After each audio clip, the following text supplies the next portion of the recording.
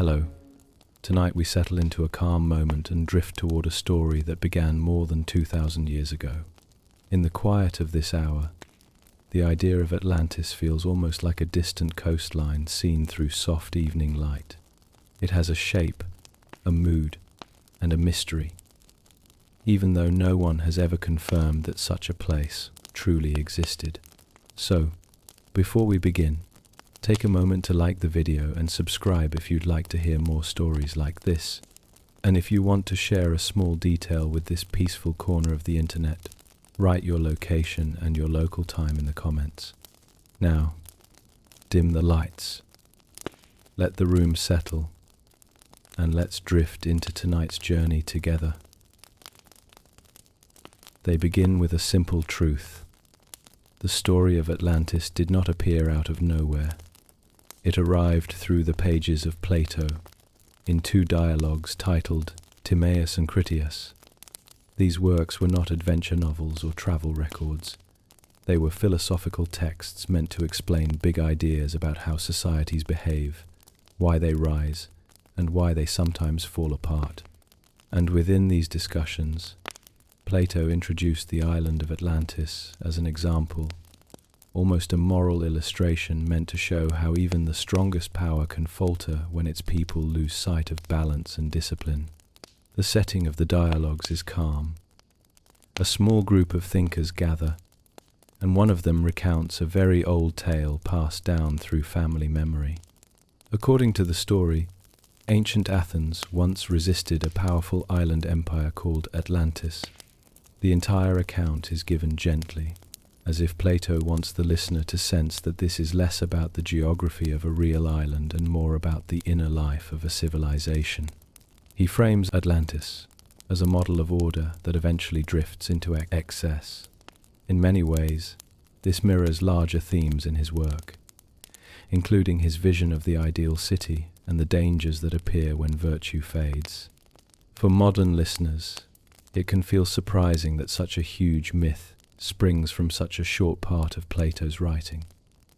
In total, the Atlantis narrative occupies only a few sections, not even a full book. Yet the clarity of the description, the structure of the society, and the dramatic ending made the story stand out. Listeners across the centuries kept returning to it. Historians still argue whether Plato drew inspiration from real events, like ancient sea trade or natural disasters, but most agree that the story in his dialogues serves a philosophical purpose first. The origin inside the text is simple. Solon, the Athenian lawgiver of the 6th century BCE, travels to Egypt. There, priests tell him about a conflict between Athens and an island beyond the Pillars of Hercules. Solon brings the story home. His relatives preserve it. And eventually, it reaches Plato, who uses it to shape a message about ideal order and the slow decline that pride can create. Whether Solon truly heard such a story remains uncertain, and scholars still debate how much of this chain is historical and how much is a literary device. But this is part of the charm of Atlantis. The boundary between memory and imagination is left deliberately thin. Plato describes Atlantis with steady detail. A great island empire, disciplined at first, rich in resources, and confident in its strength. But even in its introduction, the mood is quiet, almost reflective. The island is not yet the symbol of lost continents or global cataclysms that later writers would imagine. In Plato's hands, Atlantis is more like a cautionary mirror. It reflects the idea that any society, no matter how advanced, can drift away from its founding principles. A small side detail sometimes surprises people. The dialogues include the claim that the events took place 9,000 years before Solon. This number often raises eyebrows. Historians still argue whether Plato intended this as a literal figure or as a way to express a very long time ago. It may feel like a fringe element of the story, yet it also helped fuel later speculation. When 19th century writers revived interest in Atlantis, This large timescale gave them room for all kinds of theories. Still, for Plato, the interest was not in the age of Atlantis, but in the lesson behind it. The island begins as a place of balance, shaped by divine order. Then, over time, its people grow restless and self-important. The shift is subtle at first. The integrity of the early rulers fades. A desire for expansion grows, and as this pride swells, the society loses the clarity and discipline that once defined it. In this way, Plato sets the stage for the fall, long before the earthquakes and floods appear in the story. The real collapse begins in the heart of the people, not in the ground beneath them. One mainstream historical fact often helps anchor this moment.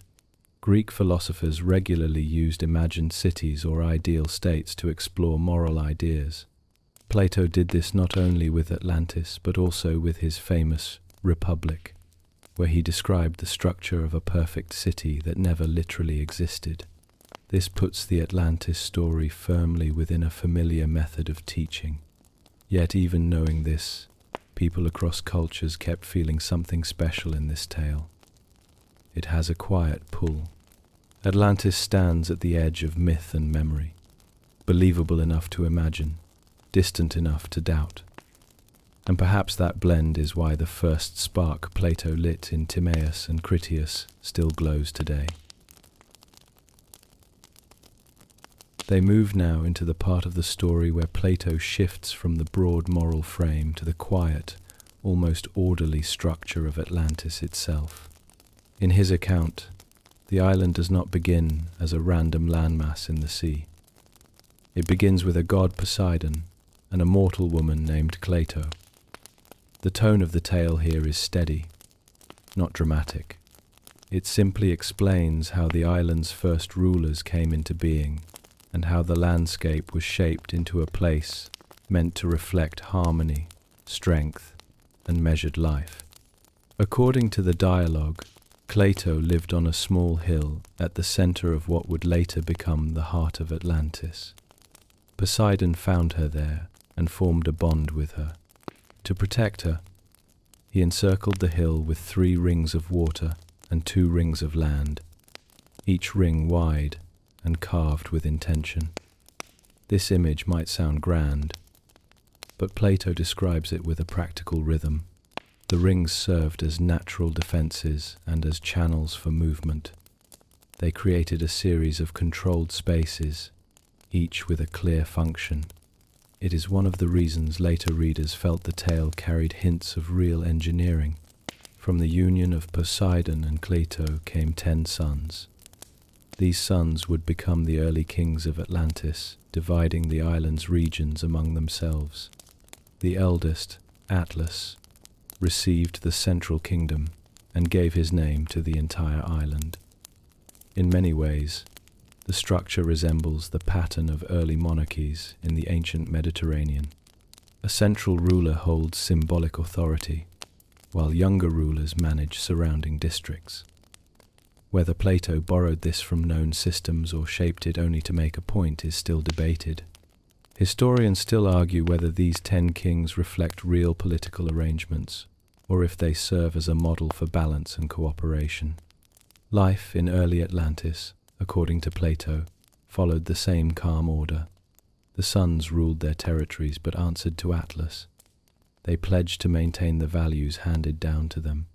These values were simple: moderation, duty, and fairness. The kings met at regular intervals, renewing their commitments, settling disputes, and making sure that no ruler drifted into excess.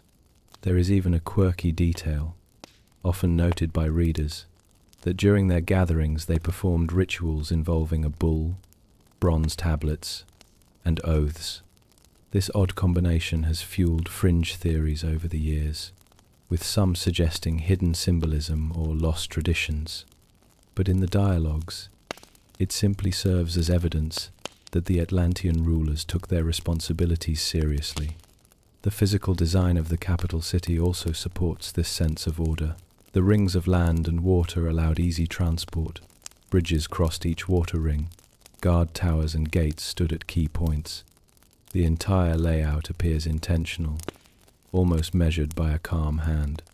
To many listeners today, it resembles the planned layouts of advanced ancient cities, like those in the Near East, where canals and walls work together to support daily life. A mainstream historical fact worth noting is that Greek thinkers were very interested in ideal city planning. Plato himself wrote about such things in other works, focusing on how physical design shaped a society's character. So the structure of Atlantis fits comfortably within this interest. The resources of the island, as described, were abundant. The land produced grains and fruits. The hills held metals, including a mysterious one called orichalcum, said to shine with a warm glow. Scholars still debate whether orichalcum was a real alloy, a poetic name for bronze, or a detail added to make the society feel both advanced and self-sufficient. Whatever its nature, it became one of the signature elements of the Atlantis story. Later writers seized on it, treating it as a clue to the island's technological level. The people of Atlantis, in their early generations, lived in a balanced rhythm. They tended farms, built structures, managed waterways, and supported their leaders. They kept trade routes open, maintained strict laws, and lived with a sense of duty toward the island and its ideals. The narrative carries no rush, no heroic quests, no tension. Instead, it paints a picture of a society at its best stable, modest, and grounded in cooperation. A small, lightly humorous detail sometimes appears when modern readers encounter this part of the story.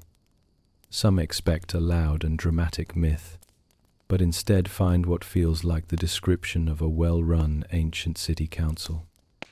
It is perhaps one of the quiet charms of the Atlantis tale. What begins with a god quickly becomes a study in urban planning and civic responsibility. As the narration continues, one sees that the divine origin is less about spectacle and more about giving the island a symbolic foundation. Poseidon shapes the land not to show force, but to create order. Plato becomes the anchor point for a lineage meant to represent virtue. The suns establish a system meant to endure. In this way, the divine touch serves as the starting spark, while the human world takes over the day-to-day unfolding. For now, Atlantis stands in this calm, formative stage. The island is structured, the rulers are aligned, the values are clear, and the world around them sees a power that is steady, organized, and assured.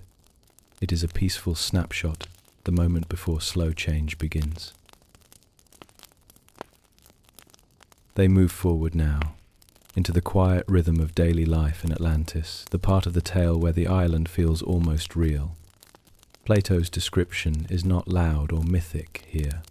It is steady, practical, and shaped around the idea of a community that understands how to work with its landscape. What the listener sees is not a fantasy world, but an organized society that uses engineering, agriculture, and careful planning to create a balanced life. The capital of Atlantis remained the heart of activity. The concentric rings of land and water formed natural districts. Moving between them was simple. Boats glided through the water rings. Stone bridges linked each tier, and ramps allowed carts and animals to pass without trouble. This layout gave the city a calm, predictable flow. It also offered a subtle lesson. When a society plans its spaces well, daily life becomes smoother and less chaotic. People woke to a world shaped by both nature and design. Farmers moved to the outer plains, where the soil was rich. They grew grains, vegetables, and fruits. Irrigation canals carried water from the mountains, spreading it across long fields. The farming system, as described, resembles the organized agricultural zones of ancient Egypt or early Mesopotamia. A mainstream historical fact is that great civilizations often built wide irrigation networks to support large populations. Plato's Atlantis fits this pattern neatly.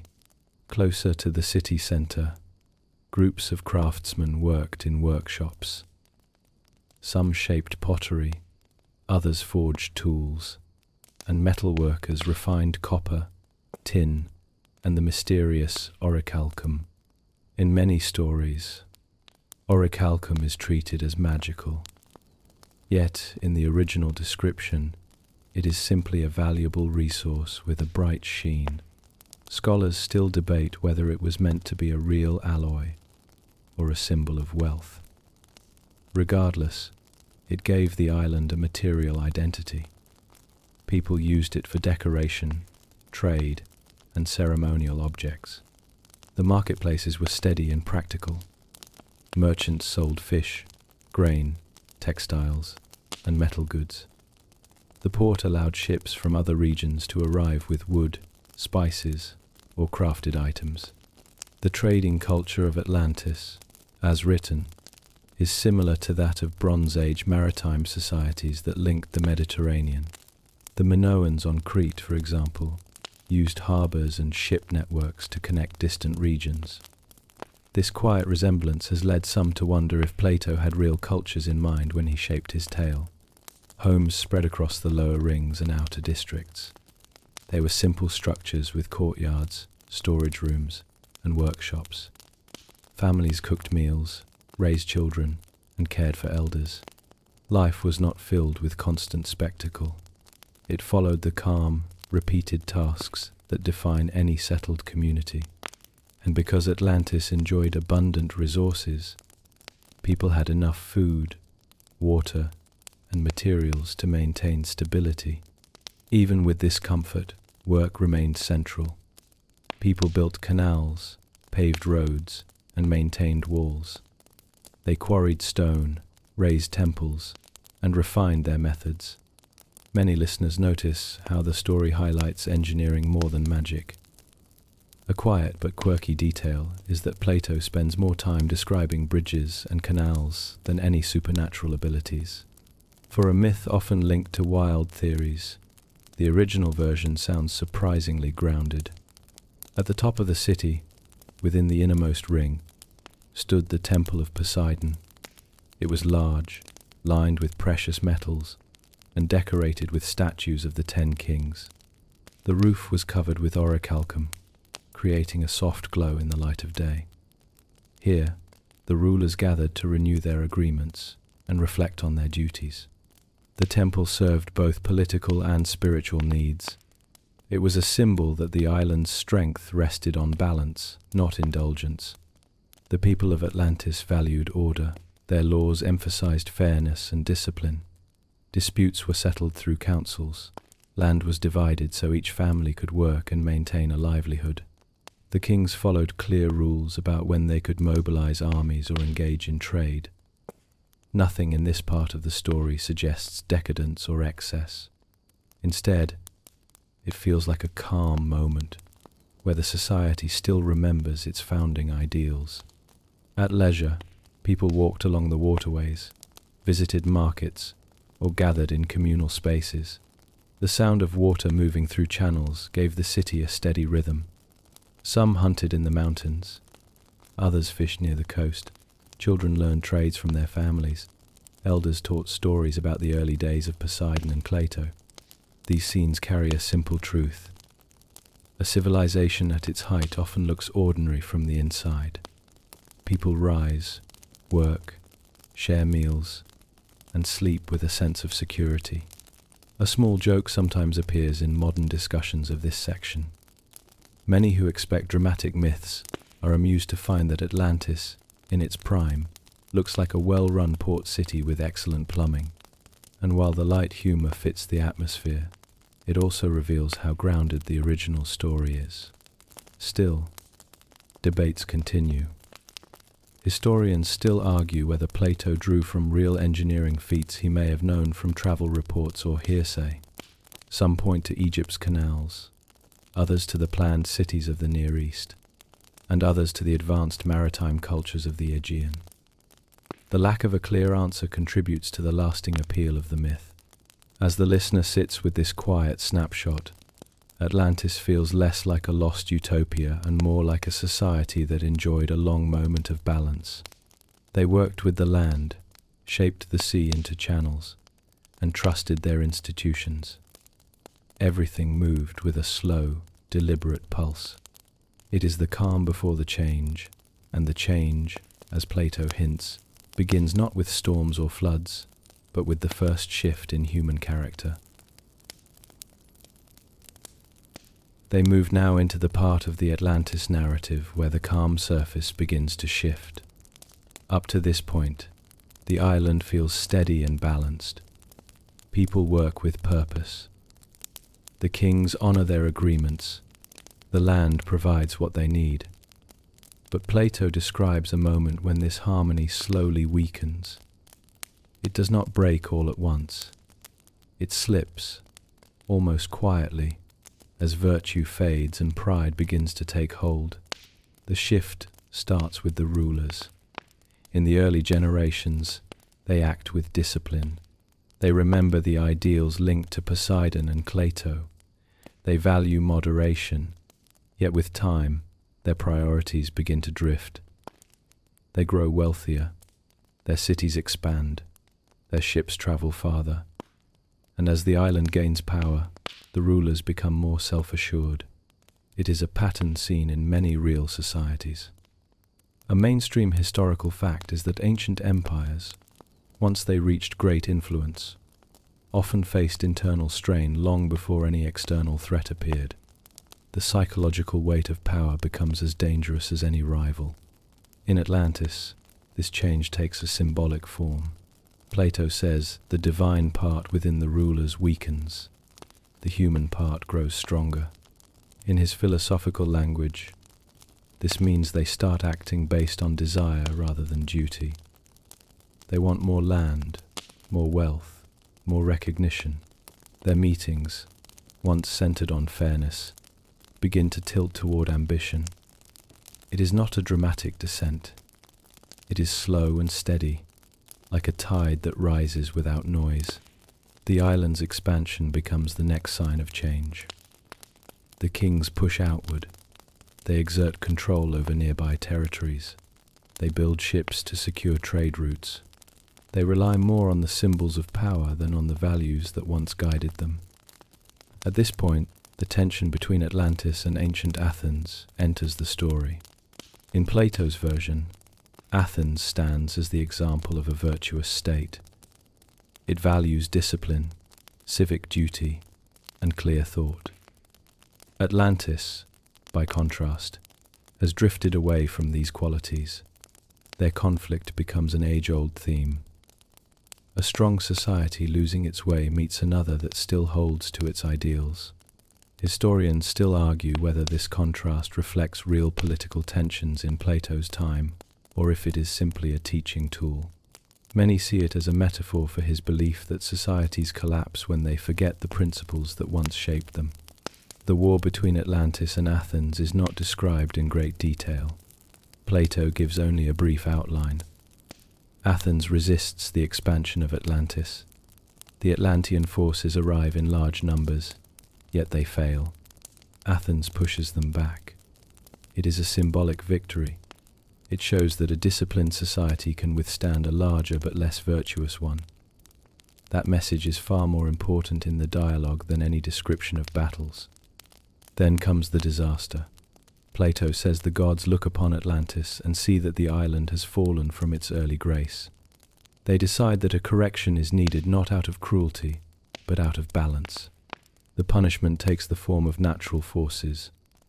Earthquakes strike, floodwaters rise. The island sinks in a single day and night of misfortune. The language remains calm, almost detached, as if the purpose is not to shock but to underline the consequences of moral decline. People today often imagine this event as a massive geological eruption, a tsunami, or a sudden collapse of land. Fringe theories have grown from this short passage. Some tie the disaster to volcanic events in the Aegean. Others point to global floods or shifting plates. Yet the original story keeps the description minimal. It is not meant to be a scientific report. It is a narrative lesson. A society that forgets its founding principles faces instability not only in its politics but in every layer of its existence. Still, the connection to real natural disasters makes the story feel grounded. A quirky detail often noted is how Plato's version of the collapse mirrors accounts from ancient cultures that described sudden floods or earth shifts. Many civilizations kept memories of powerful natural events, and these memories shaped their myths. Atlantis may simply follow this pattern, using the image of a sinking island as a symbol for loss. After the disaster, the story ends abruptly. Atlantis disappears beneath the sea. Its once great power vanishes. The rings of land and water are gone. The temples and fields vanish. Only the memory remains.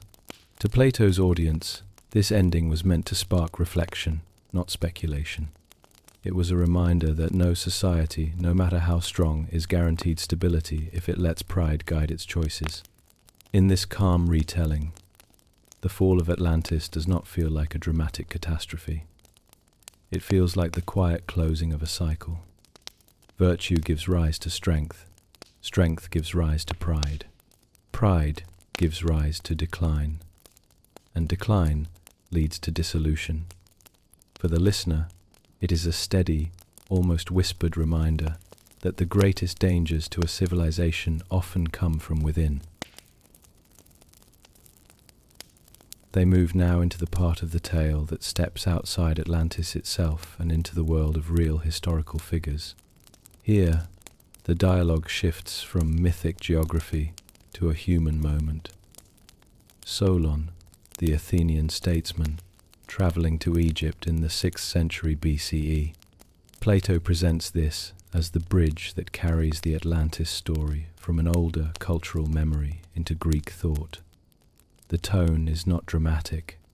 It is calm, reflective, and shaped by the idea that the past often survives through quiet conversations. Solon, known for his reforms in Athens, spent time abroad after completing his political work. Ancient writers describe him as curious and thoughtful. He visited Egypt to learn from priests who kept long historical records. A mainstream historical fact is that Egyptian temples preserved king lists, flood accounts, and local histories across many centuries. Greek travelers often saw these archives as windows into a deeper past than their own. Solon, according to Plato, wanted to compare these records with stories from Greece. In the dialogue, Solon visits the city of Sais in the Nile Delta. There, he speaks with a priest who tells him that Greek traditions are young compared to Egyptian ones. The priest explains that Greece has faced many disasters, fires, floods, and upheavals that erased earlier knowledge. Egypt, with its stable geography and river-based life, kept older memories intact. This sets the stage for the introduction of Atlantis. The priest says that the Greeks once fought a great power from beyond the pillars of Heracles, but the memory faded with time. Solon listens, surprised. He knows stories of old Athens, but nothing like this. The priest then describes the island of Atlantis, its size, its influence, and its ultimate fall. Solon becomes intrigued. He asks for details. The priest recounts the tale of a vast island with kings descended from a god, with strong fleets, and with fields and canals built in ordered rings. It is the same outline Plato later shapes into the story his audience recognizes. A quirky detail here is that Plato suggests Solon wanted to turn the Atlantis story into a poem. This plan appears only briefly, yet it adds a human touch. It shows Solon not as a politician or a lawgiver, but as someone inspired by narrative. He hoped to bring this older memory into Greek culture through verse. According to the story, he never completed the project, but he shared pieces of it with his relatives. This is how the tale eventually reached Critias, and from Critias to Plato. Historians still argue whether any of this reflects real events. Some see it as a purely literary frame. Others wonder if Solon's journey could have included exchanges about old disasters or forgotten wars. Egyptian priests did share long histories with Greek visitors, and many Greek thinkers referenced Egyptian traditions in their work. But the specific link to Atlantis remains uncertain. The debate continues because Plato presents the dialogue with the calm tone of a remembered conversation rather than a grand invention. In the narrative, Solon feels both respect and humility. The priest tells him that Athens, in ancient times, was a model of discipline and wisdom qualities that allowed it to resist the Atlanteans. Solon hears this with quiet pride, yet he also recognizes that the Greek world of his own time no longer carries that same clarity of memory. This contrast between remembered greatness and present limitations is one of the understated themes of the dialogue. The exchange between Solon and the priest also highlights something broader. Stories do not travel through time unchanged. They rely on people who choose to carry them forward. Solon thought the Atlantis narrative held value, not because of its scale, but because of its lesson. A society remains strong only while it honors its foundations. Once those values fade, decline follows. This idea matched his own concerns about Athens, which had faced internal pressures during his lifetime. Later, when Plato places this conversation at the center of his dialogue, he uses Solon as the reliable witness. Solon becomes the anchor for the story. He shows that the Atlantis tale is not meant as an isolated myth, but as part of a broader chain of cultural memory. Egyptians preserve the record. Solon transmits it. Plato develops it. Each step adds structure while keeping the same cautionary focus. For modern listeners, this chain offers something gentle and grounded. It reminds them that history often moves through individuals rather than grand events. One traveler hears a story, carries it home, shares it with family, and inspires someone in the next generation. It is a pattern seen across the ancient world, where oral traditions and written notes intertwined in subtle ways. As the section closes, the scene of Solon in Egypt stands as a quiet midpoint in the Atlantis narrative. The island has risen and fallen, the lesson is formed, and now, through a calm conversation in a temple hall, the story moves into Greek thought, waiting for Plato to record it and shape it into the enduring dialogue known today. Later, Greek and Roman thinkers did not ignore the old account. They heard Plato's words, weighed them, and tried to understand what he meant. Some approached the tale as firm truth, others treated it as a dramatic tool, and many kept a middle view, where story and lesson were blended. Aristotle is often the first figure people ask about. He lived in Plato's circle during his youth. He knew the master's habits. He knew when Plato relied on logic and when he turned toward narrative. Reports from later writers tell us that Aristotle doubted the literal fall of the great island.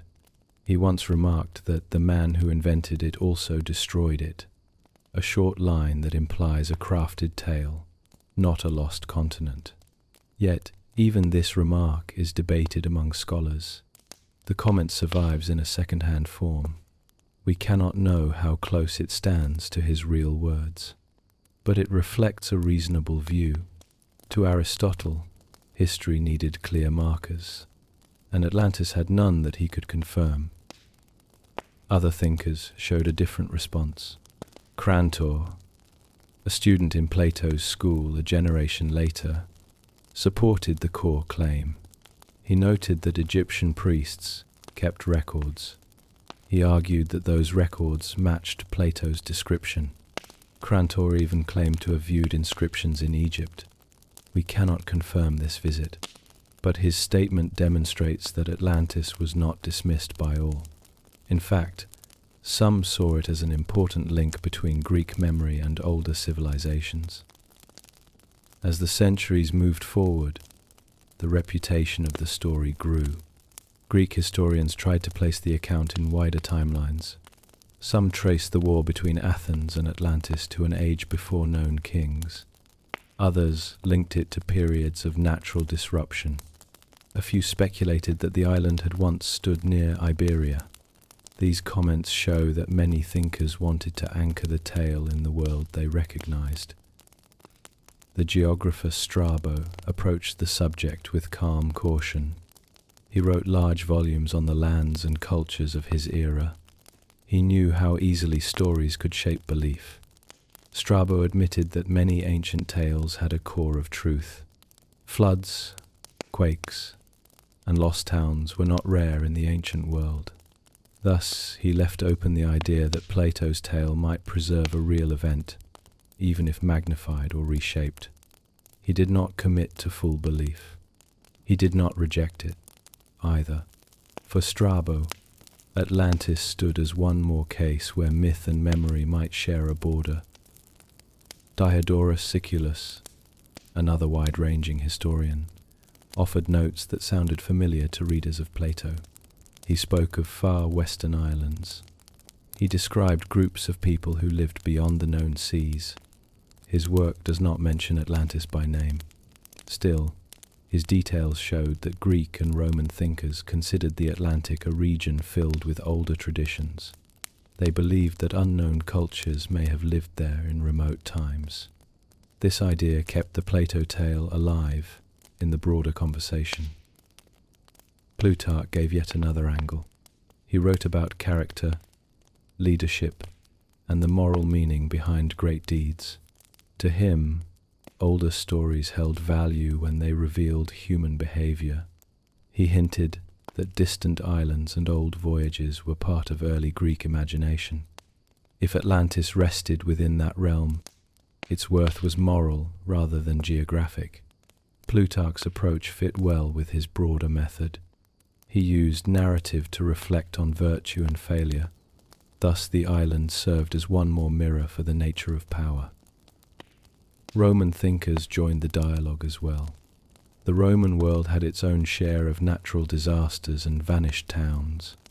The eruption of Vesuvius in 79 CE reminded all observers that whole regions could disappear.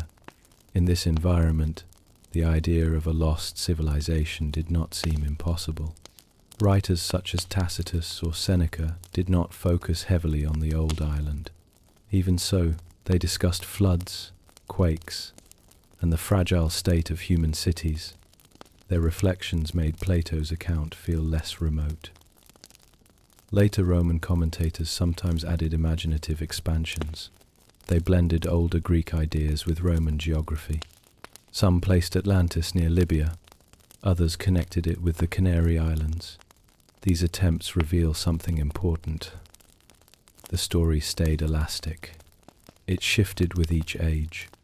It adapted to new maps and new theories, but the core image remained. A proud power fell. Natural forces ended an age. Human conduct played a part. By the late Roman era, philosophers often drew on Atlantis when speaking about ideal states. They viewed Plato's contrast between ancient Athens and the Grand Island as a lesson in restraint. The tale became a tool for moral reflection. Writers used it to warn against arrogance. States might rise through order and balance. They might fall when power grew unchecked. This idea mirrored the political concerns of many later authors. Even scholars who doubted the literal island still found value in the narrative design. They admired Plato's structure. They admired his clear contrasts.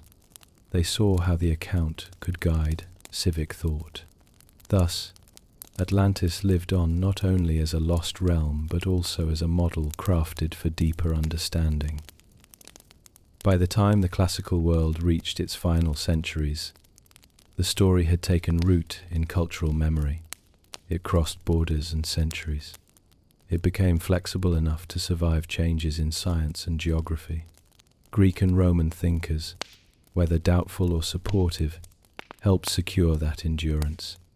Their debates, notes, and speculations shaped the way later generations would approach the legend. For them, Atlantis was not just a puzzle. It was a window into moral duty, historical imagination, and the uncertain line between real memory and symbolic truth. When the classical world faded, the tale of Atlantis did not vanish, yet it no longer held a strong place in learned debate. It moved into a quieter era. This period left few bold claims and few new theories. Still, the account survived. It passed from one manuscript to another, carried by monks, copyists, and early scholars who worked through night hours in dim scriptoria. During the early medieval centuries, direct knowledge of Greek texts was limited in Western Europe. Many works had no full Latin versions. Some were only known in fragments. Plato's dialogues fell into that pattern. Timaeus and Critias existed, but access depended on scattered centers of learning. In this environment, the Atlantis narrative lived as a faint echo rather than an active subject. Manuscripts were treated as prized objects. They were copied with care but not widely distributed. The Atlantis story entered this long chain of careful preservation. Scribes wrote what earlier copies contained. They did not comment. They did not expand the account. They simply ensured that the words reached a new page. This quiet labor kept the legend alive through centuries that offered little room for large philosophical exploration. By the 10th and 11th centuries, the medieval world began to gather more Greek material. Translators in Sicily, Italy, and parts of the Middle East played key roles. They brought Greek works into Latin or Arabic. This broader effort improved access to classical thought. Even so, Atlantis remained a side topic. It was not placed at the center of debate. Scholars focused on logic, theology, and natural philosophy. Plato's political ideas drew interest, but the ruined island did not gain wide attention. A key reason was simple. Medieval thinkers approached history through a religious framework. They organized time around biblical tradition. Events matched sacred texts. Floods, migrations, and ancient cities were interpreted through that lens. Atlantis did not fit easily into this timeline. It lacked direct links to scripture. Thus it stayed in the margin of learned study. Still, a few medieval writers showed brief curiosity. Some noted Plato's claim about a grand island beyond the known ocean. They mentioned the tale as an example of ancient memory. But these mentions were short. They did not attempt reconstruction of the land or the war. They did not challenge the religious worldview in place at the time. As a result, Atlantis hovered in the background. It was remembered but rarely explored. Early cartography from the medieval period also reflected this quiet interest. Mapmakers did not claim certain knowledge of the far Atlantic. They drew coastlines that matched older geographic models. Beyond those lines, they often left broad blank spaces. Some maps placed mysterious islands along the edges of the ocean. These islands did not match Plato's layout. They were often created from sailor tales or misunderstood reports. Yet they show that mapmakers accepted the idea of unknown lands west of Europe and Africa. Portolan charts, which grew common from the 13th century onward, focused mainly on navigation. They mapped coasts, winds, and harbours with practical intent. Such charts rarely mentioned mythic subjects. Still, a few marginal notes hinted at older legends. They pointed toward lands not fully known. These faint remarks reinforced the notion that the Atlantic held past mysteries.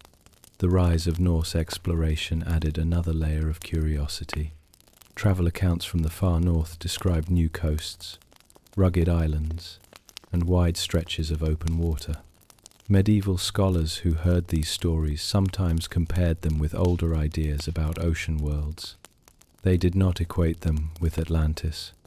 but the presence of real Western lands kept the concept of far-off realms alive. By the late medieval centuries, renewed contact with Greek texts began to grow.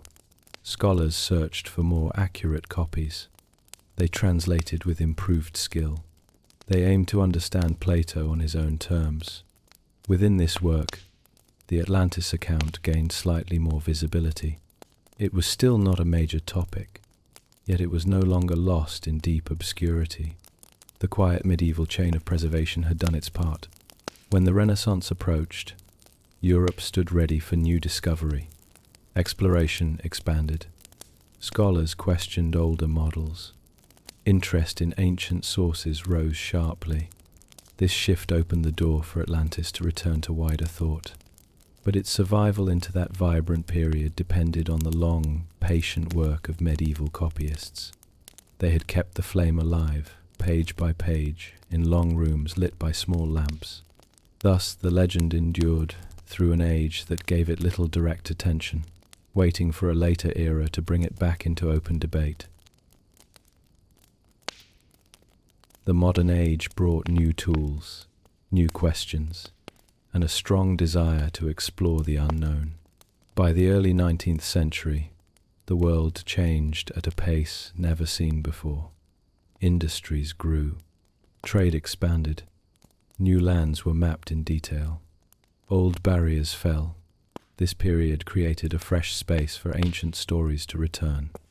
Atlantis found its moment in that open landscape. It moved from quiet manuscript rooms into public debate, newsprint, and early science societies. Until this point, the story was quiet. It stayed inside academic circles, but the 19th century produced a wide audience hungry for discovery. Large expeditions crossed oceans. Steam power changed travel. Geology emerged as a structured science. Archaeology formed clear methods. These shifts made people more aware of Earth's deep past. They wanted to know how continents formed, how ancient cultures rose, and how they fell. This curiosity made the Atlantis tale feel newly relevant. Scholars of the time began to examine Plato with fresh attention. His dialogues were printed in new editions. Libraries expanded. Universities grew. With each step, readers saw the Atlantis account in a new light. They approached it not as a myth alone, but as a possible memory of real ancient events. Though many accepted it as symbolic, others believed it held geographic truth. This division fueled open debate. Geology played a major role. Early geologists mapped coastlines, faults, and volcanic regions. They studied long periods of uplift and collapse. Some researchers wondered if land could sink rapidly. They noted that earthquakes, tsunamis, and volcanic eruptions could transform a region within days. Reports from Iceland, Italy, and the Caribbean showed how islands could rise or fall. These real events made Plato's disaster seem less impossible. A lost island became a topic that fit within natural science, at least in a general sense. In the mid-19th century, interest accelerated. Large museums opened. Archaeologists uncovered ancient cities in the Near East. They found remains that matched stories once seen as myths. Troy was rediscovered. Old tablets revealed long-forgotten empires. These discoveries encouraged the idea that many legends hid fragments of real history. This pattern made the Atlantis story feel more plausible to the public. Then came a pivotal voice. In 1882, the American writer Ignatius Donnelly published Atlantis, The Antediluvian World. The book changed the conversation. Donnelly argued that Atlantis was not symbolic. He claimed it was the origin of many ancient cultures. He believed that pottery, engineering, religion, and flood accounts shared a common root in a vanished land. His claims lacked rigorous evidence, yet the tone matched the confidence of the era. He wrote with care. He presented large charts, lists, and comparisons. Readers found the work bold and persuasive. Donnelly believed Atlantis lay in the Atlantic Ocean. He pointed to mid-ocean ridges, sea-floor changes, and island chains. He saw these features as remains of a lost continent. Modern science does not support this, but his book spread the idea widely. It became a bestseller. It influenced writers, explorers, and early researchers. It shaped the modern public image of Atlantis more than any earlier work after Plato. The 19th century also produced alternative theories. Some writers placed Atlantis near Spain or Morocco. Others looked at the Azores. A few considered the Caribbean or even the Americas. These ideas grew from new travel accounts and improved naval exploration. As sailors reached more regions, the map of the world grew sharper. With each new coastline drawn, someone proposed a link to Plato. Though the theories conflicted, they kept interest alive. At the same time, scholars with strict historical methods pushed back. They emphasized context. They argued that Plato used Atlantis as a moral lesson rather than a literal memory. Some wrote full studies explaining that the numbers in the story were symbolic. Others noted that Egyptian archives mentioned no island empire. These arguments did not stop public curiosity, but they gave the debate more structure. In academic circles, the 19th century marked the start of comparative archaeology. Researchers placed artifacts into timelines. They built clearer frameworks for ancient cultures. These frameworks showed that civilizations rose independently in many regions. This evidence did not support Donnelly's claims. Still, his influence lasted. He shaped how the general public thought about ancient mysteries. His work encouraged more books, more speculation, and more public discussions. The expansion of newspapers and magazines also mattered. Editors loved stories with mystery and scale. Articles explained geological ideas in simple terms. Some used them to support Atlantis theories. A number of early science magazines published speculation about lost lands in the Atlantic or the Mediterranean. These ideas spread quickly because print culture reached towns and villages that once had limited access to such topics. The 19th century also saw early spiritual movements that focused on hidden wisdom and ancient cycles. Some groups adopted Atlantis as part of their teachings. They believed the island held advanced knowledge. They claimed that fragments of that knowledge had survived in later cultures. These beliefs were not based on archaeology, but they became part of the broader public imagination. By the end of the century, Atlantis was a global topic. It appeared in lectures, novels, and travel guides. People debated it in clubs and scientific societies. It became part of a larger movement that blended science, discovery, and speculation. This era set the stage for the 20th century, where even more theories emerged. The 19th century revived Atlantis in a way no earlier period managed. It connected ancient text with modern science. It expanded the audience. It shaped the legend into something both historical and imaginative. This revival did not prove the island existed, but it placed Atlantis firmly inside modern culture. From this point onward, the story would never again fall into complete quiet. As interest in Atlantis expanded in the modern era, many researchers turned their focus toward physical evidence. They wanted clear, observable clues. They wanted structures, layers of stone, or signs of a vanished shoreline. This search moved from libraries to excavation sites. It moved from quiet study halls to islands, coastal plains, and deep-sea surveys. Archaeology, geology, and oceanography became the tools that shaped the new phase of the story. One of the earliest areas to gain attention was the island of Santorini in the Aegean Sea. Its ancient name, Thera, appears often in studies of Bronze Age civilizations. In the mid-20th century, excavations revealed an entire city buried under volcanic ash. This city, now known as Akrotiri, showed advanced architecture, drainage systems, and a peaceful layout. Homes had multiple stories. Streets formed a clean grid. Frescoes decorated walls with scenes of nature. The eruption that destroyed the city was massive. Modern researchers rank it among the largest volcanic events in recorded human history. This real disaster showed how a thriving island culture could vanish within days. Because of this, many scholars wondered whether Plato drew inspiration from Thera's fate. He wrote of fire, water, and violent quakes. Thera matched those elements. It involved sudden collapse and a culture lost to time.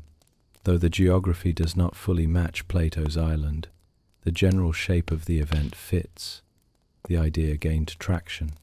Even today, the Thera hypothesis remains one of the most discussed possibilities, but historians still argue whether the timeline aligns closely enough to form a direct link. Some accept the connection. Others insist it is only a loose parallel. Crete, home of the Minoan civilization, also entered the debate. The Minoans created complex palaces, advanced trade networks, and a refined artistic tradition. Their society thrived for centuries. Archaeologists uncovered their remains in the early 20th century. The discoveries reshaped our understanding of ancient cultures in the Mediterranean. Some researchers proposed that the power, scale, and eventual decline of the Minoans influenced Plato's story. This idea rests on real historical depth. The Minoans dominated the region during the Bronze Age. They had fleets, wealthy centers, and links across the sea. Their decline involved earthquakes and political turmoil. It provided a grounded example of how a strong maritime culture could fall quickly. Yet there is no clear evidence that Greek memory preserved Minoan history so directly. The connection remains possible but unproven. Other theories look toward the Western Mediterranean. Some researchers place the lost island near Spain. They point to ancient coastal settlements, shifting shorelines, and submerged structures. The region around Cadiz often appears in discussions. The old Phoenician and Tartessian cultures left traces that spark curiosity.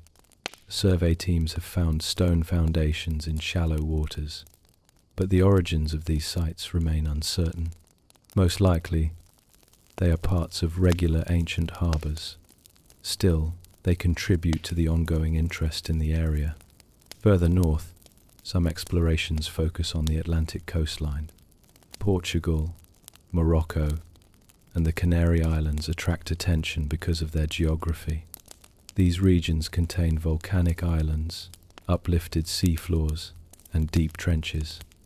Oceanographers use sonar and submersibles to map these environments. Their surveys reveal dramatic landscapes. Ridges, plateaus, and collapsed slopes shape the floor of the ocean. Some of these features resemble descriptions of sudden destruction, but geology shows that such formations took shape over vast timescales. They do not point to a recent island continent. This reduces the likelihood of a direct match with Plato's account. Still, the dramatic scenery keeps the idea alive in public imagination. In the Caribbean, a few explorers proposed connections based on underwater rocks and patterns that appear geometric. Photos circulate from time to time showing straight lines or sharp corners. These images often create excitement, yet most of these formations are natural. Geological processes can produce shapes that seem artificial. Ocean currents, erosion, and tectonic movement create clean breaks or long ridges. Experts who review the evidence usually find no credible signs of an engineered structure. Even so, these discoveries illustrate how easy it is to interpret nature as architecture when the mind expects ruins. Modern archaeology emphasizes context. It requires artifacts, consistent layers, and clear dating. For Atlantis, these elements never appear together in one place. Fragments exist worldwide, but none align with Plato's chronology or description.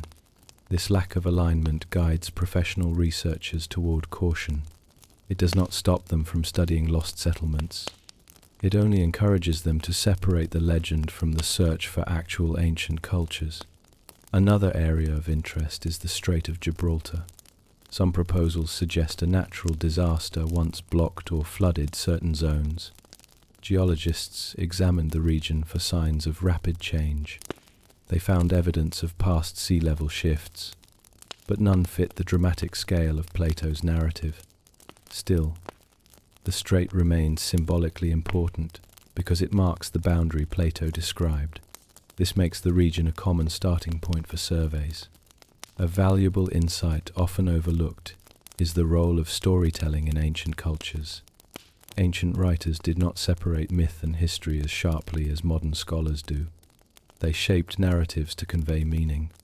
This context helps explain why Plato blended social ideas with dramatic geography. Some researchers argue that the Atlantis tale was more philosophical than physical, yet even this interpretation leaves space for the idea that he drew from real disasters. Natural events often influenced ancient memory. As technology grown, the search extended into deeper waters. Sonar, satellite mapping, and robotic exploration allow detailed views of the seafloor. These tools identify shipwrecks, submerged towns, and lost coastlines. They reveal how much land dipped under rising seas after the last ice age. Some of these findings show how human settlements once sat on ground, now far below the surface. This knowledge improves our understanding of early human movement. It also explains why stories of vanished lands appear in many cultures. Not all of them refer to Atlantis, but they show how collective memory might form when coastlines change. Today, archaeological research keeps its focus narrow. Teams study real sites with measurable data. They analyze pottery, stonework, and carbon samples. They combine geology with anthropology. This approach offers steady progress. It does not reveal a grand lost continent, but it illuminates the patterns of ancient life around the Mediterranean and beyond. In the end, the search for Atlantis lives in a space between science and imagination. It invites careful study, but it also invites wonder. The sea holds many stories. Some are recorded in layers of sediment. Others rest in human memory. Atlantis stands at the edge of both, and each new discovery under the waves, even if unrelated, adds quiet depth to the long conversation about how civilizations rise, change, and sometimes vanish. Atlantis remains one of the most enduring stories in human culture, and the reasons reach far beyond its dramatic fall. The tale rests at the center of a long conversation about memory, loss, and hope. Even today, people return to it with fresh energy. They ask new questions, they revisit older debates, and they build new forms of storytelling around the island the world has never confirmed but has never quite let go. In many ways, the myth's strength comes from its simplicity. Plato presented a structured society, a moment of decline, and a clear warning. That pattern fits well into any era. People recognize it in modern headlines. They see it in stories about rising powers, environmental shifts, and sudden change. The message sits just beneath the surface. A community can fall if it forgets its balance, its discipline, or its humility. This idea keeps the legend relevant for every new generation. Another part of the story's appeal comes from its setting. Atlantis did not exist in the sky or in another world. It was said to be an island. The sea shaped it. Over time, people realized how many real cities once sat near shorelines and later disappeared under waves or silt. Archaeologists uncover flooded harbors and drowned fields with steady progress. These discoveries remind the world that coastlines move, sea levels rise and fall, cultures sometimes vanish without leaving dramatic ruins. This natural process keeps the Atlantis idea grounded, even when interpretations stretch beyond evidence. The 20th century pushed the legend into new territory. Film, radio, and paperback novels turned the myth into global entertainment. Writers imagined vast underwater halls, glowing cities, and advanced machines. Movie makers built entire worlds beneath the waves. These scenes rarely matched Plato's quiet description, but they made the story accessible to millions. The broad audience helped Atlantis shift from a classical reference into a modern symbol. In literature, Atlantis inspired almost every genre.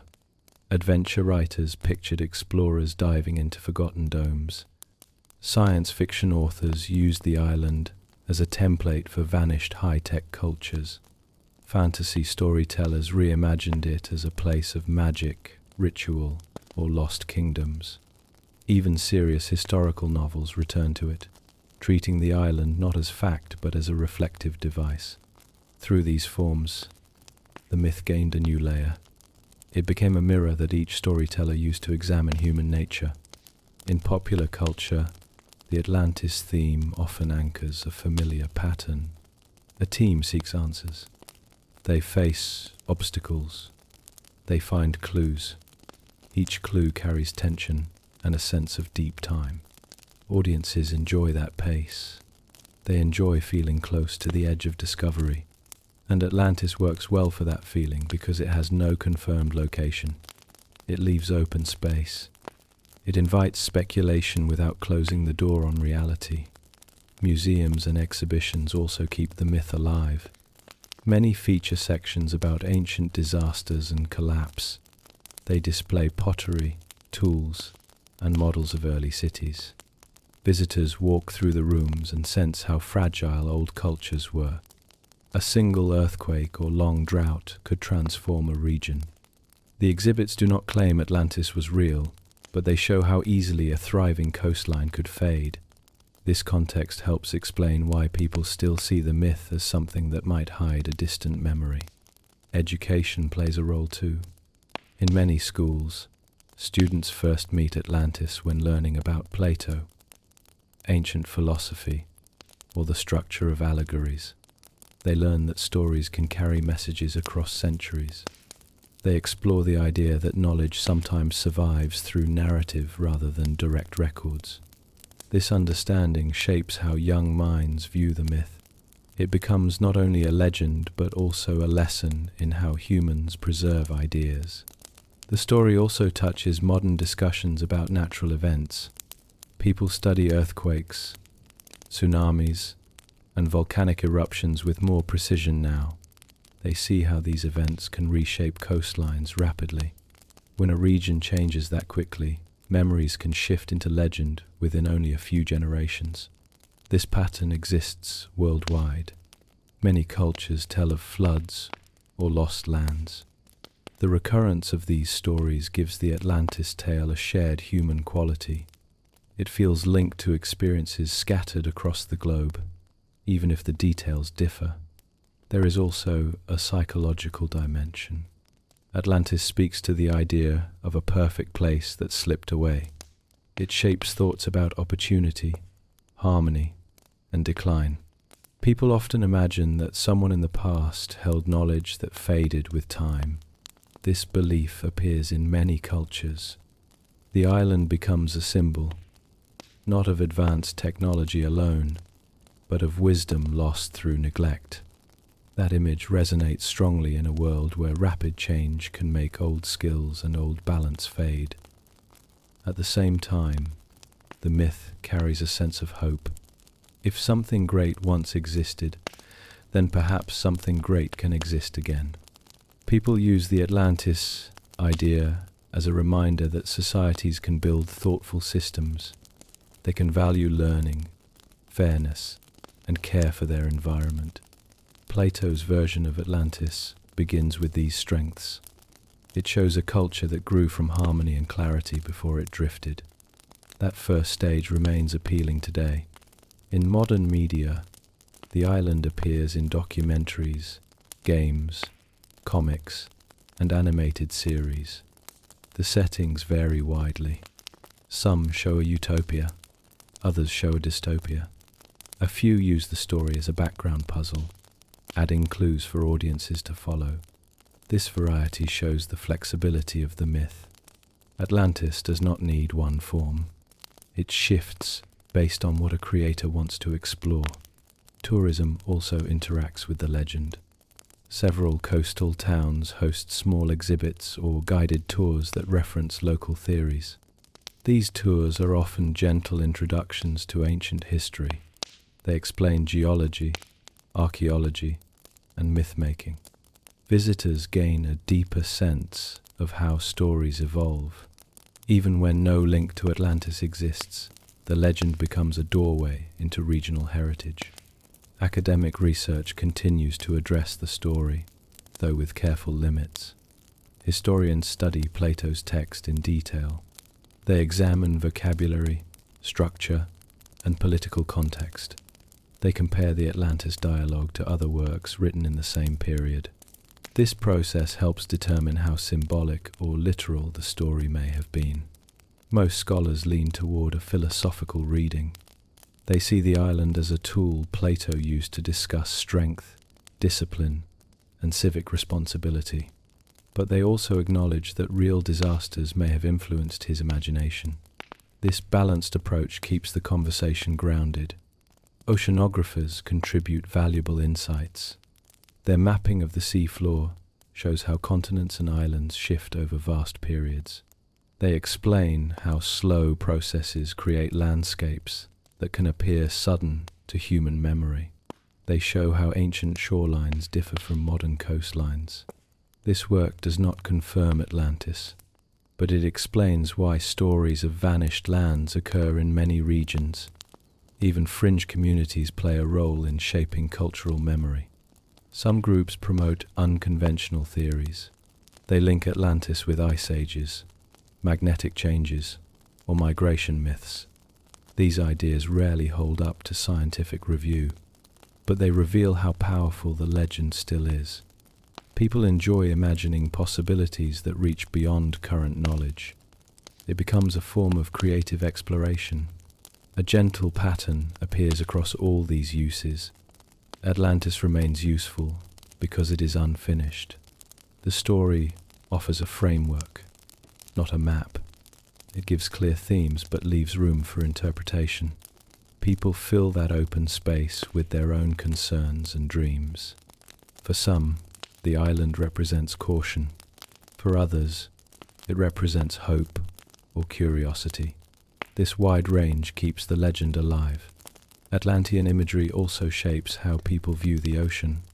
They look at deep water and feel the weight of time. They imagine the layers of history beneath the waves. This sense of silent depth encourages respect for the sea and its mysteries. It nudges people to consider how humans interact with natural environments. The ocean becomes not only a setting but a symbol of what remains hidden. In the end, the myth of Atlantis stays afloat because it sits at the meeting point of story and science, memory and imagination. It can serve as a moral lesson, a cultural mirror, a scientific puzzle, or a creative playground. Few legends carry that much flexibility. Few invite so many disciplines to join the conversation, and few create such a steady sense of wonder without demanding certainty. Atlantis might never move from myth into verified history, but that does not weaken its influence. Its value does not depend on physical ruins. It lives in the questions it raises. It lives in the way people use it to reflect on their own time.